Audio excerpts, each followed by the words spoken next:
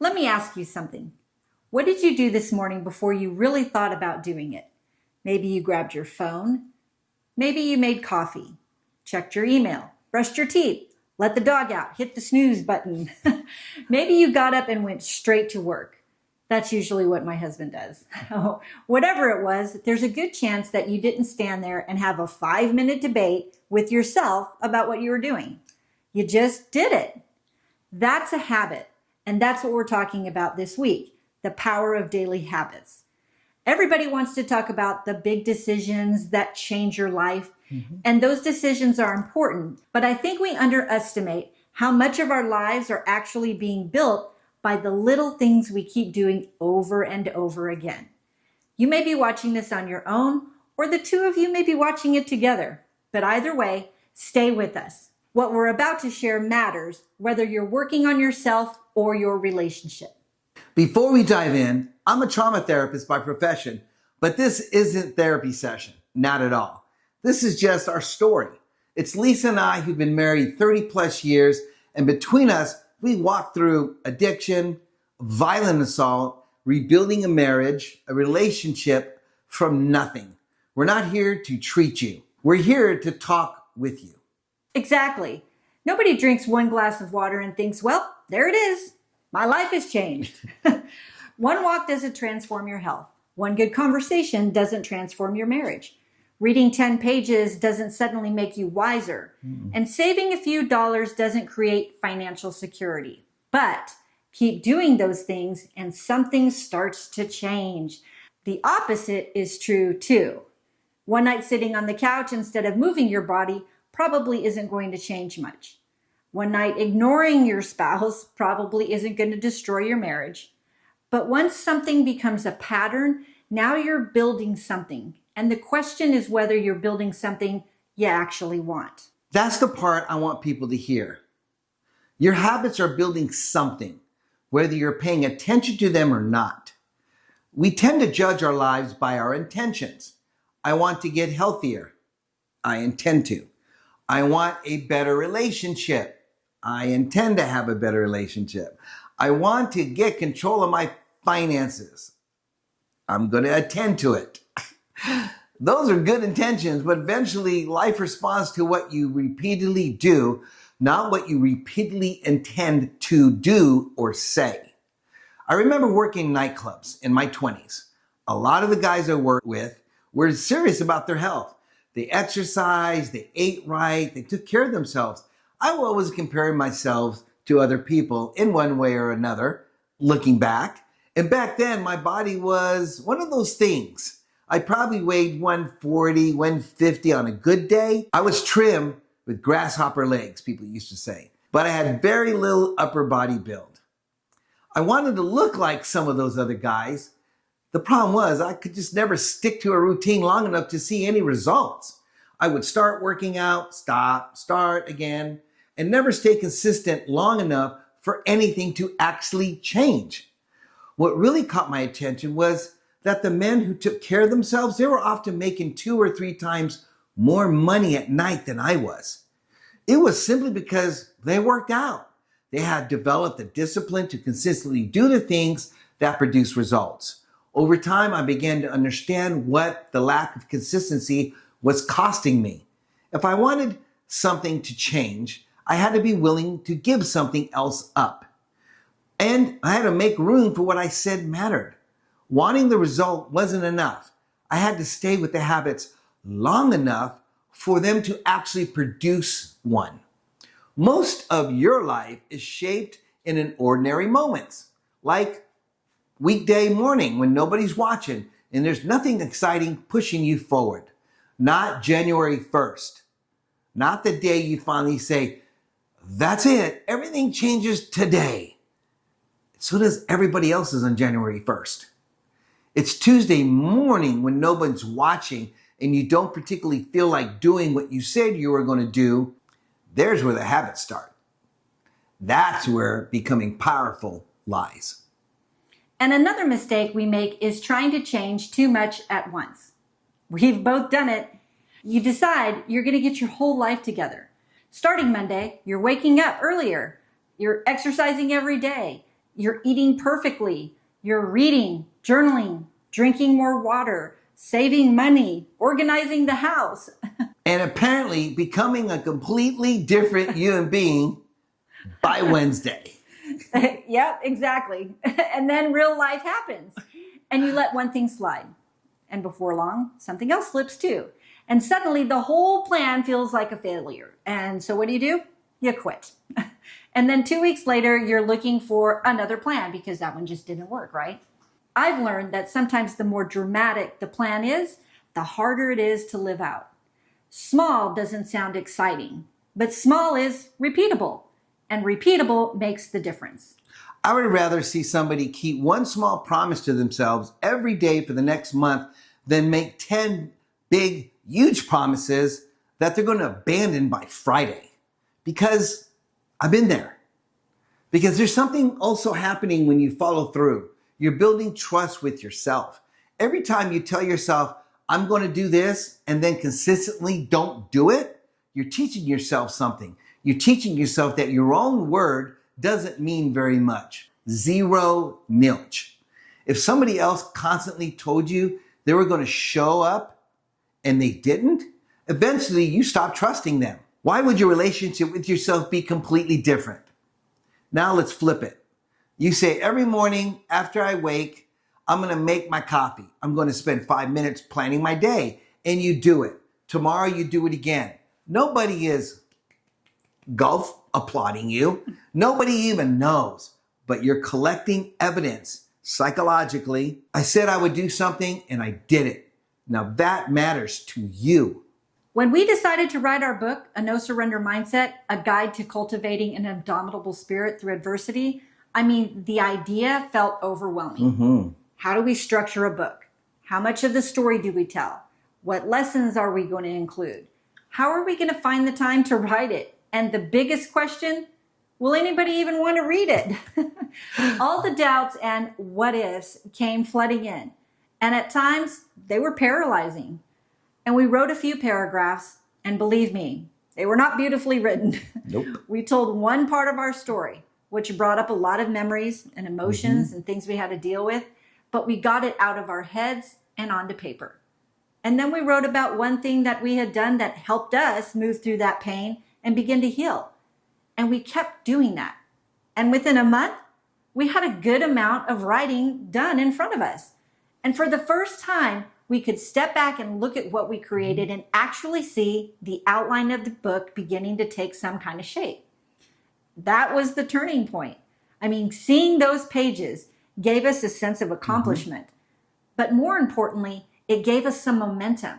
And we weren't just talking about writing a book anymore. We were actually writing one. And every page became undeniable proof that we could do this. And actually, we did. And that experience taught us something that we've carried into many other areas of our lives. You don't have to know exactly how you're going to finish something before you begin. Sometimes you need to take the first small step and then another, and allow that path to become clearer and clearer as you move. If you'd like to hear more about how we transformed a devastating experience into a practical framework for facing some of life's toughest adversities, you can grab a copy of A No Surrender Mindset on Amazon. So here's the question for you. I want you to actually sit with this one. If you kept doing exactly what you're doing right now, every single day for the next year, would it be closer to the life you say you want or further from it? And I want to make something clear, because a conversation about habits can quickly become, great, here comes one more thing that I'm not doing right. I should be doing more. I should be disciplined. I should be more consistent. Why can't I ever stick with anything? That's not the point of this. We're asking you to look at what your daily actions are reinforcing, because every day, whether you realize it or not, you're strengthening certain patterns. You might be strengthening patience. You might be getting better at putting things off. You might be building follow through, or you might be making it easier to walk away a minute something gets uncomfortable. The things you do repeatedly, they start becoming the things you do automatically. So don't use this as another opportunity to criticize yourself. Get curious instead. Look at your choices and ask yourself, what am I reinforcing today? That's good, Lise. What are we reinforcing today? Because habits aren't only things like exercise and drinking water. How you react, how you talk to your spouse can become a habit. Complaining can become a habit. Shutting down can become a habit. Picking up your phone every time you're uncomfortable can become a habit of doom scrolling. But so can apologizing. So can listening. So can taking a breath and managing your emotions when things escalate emotionally, when you're having a deep discussion with the person you love. So you can keep your word. That's where this connects directly to a no surrender mindset. People sometimes think no surrender means you never fall off. You're going to fall off. You're going to have a bad day. Life is going to punch you right in the kisser. It's going to interrupt your perfect little plan, as it did mine, as it did hers. Because life doesn't care about your perfect little plan. That's probably one of the biggest differences between how I used to think and how I think now. I used to give one missed day way more importance than it deserved. If I was doing well and then had a bad day, I felt like I was back at the beginning. You ever felt like that? Yep. But you're not necessarily back at the beginning. You had a bad day. That's all that has to be. I mean, you don't have to turn one missed day into a missed week. You don't have to turn one argument into 3 days of not talking to each other. Mm-hmm. You don't have to turn one mistake into permission to quit. Come back. That's a habit too. Exactly. And I want to give you a rule this week. Don't miss twice. It's a guardrail. You're trying to walk every day and you miss Tuesday? Okay. Brush it off, then walk Wednesday. If you're trying to spend 10 minutes every night actually talking to your spouse, and Tuesday night gets crazy, okay. Come back Wednesday. The goal isn't perfection. The goal is protecting the pattern. One missed day is life. Repeated missed days can become your new habit. And there's another way to make this easier. Stop relying on remembering. Attach the new habit to something that you already do. If you want to drink more water, maybe you drink a glass right after you make your coffee in the morning.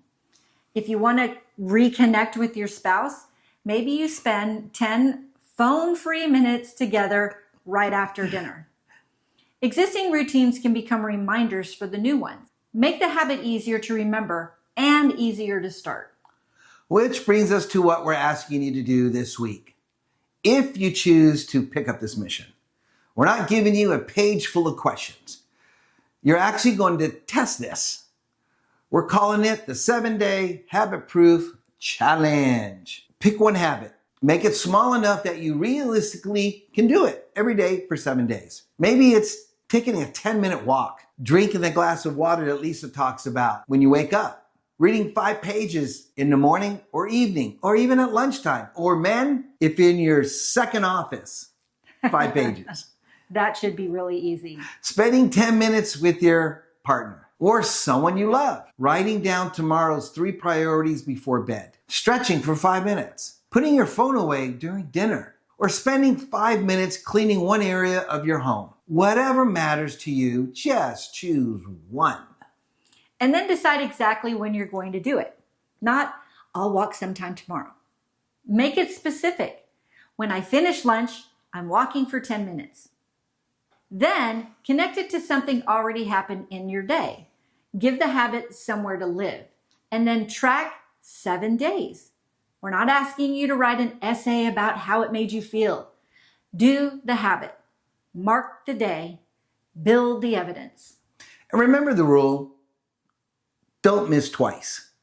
If you miss a day, your next job isn't guilt. You got to shut that down. Your next job is getting back to the habit, back on track. At the end of the 7 days, maybe you haven't seen much of a change yet. That's okay. The bigger win is maybe that you just started proving something to yourself. I can follow through. I can pick myself back up. I can get back on track. Because once you start believing your own word again, you can build on it. And that's how a lot of change actually happens. Not through one big decision, but through the ordinary decisions repeated long enough to become a part of the way that you live. Your future isn't only being shaped by the big things that happen to you, right? Right. It's being shaped this morning, tonight, tomorrow morning. Right now. Yep. And the conversations you choose to have, the walk you choose to take, the phone you choose to put down, the promises that you are choosing to keep. Small choices don't stay small when you keep repeating them.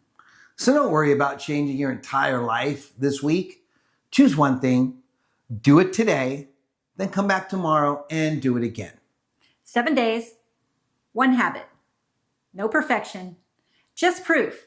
If this is where you are right now, this week's companion guide, the 7-Day Habit Proof Challenge, it's free. Free is for me. It's got the tracker, the anchor prompts, and the don't miss twice rule built right in it. The link is below or in the description.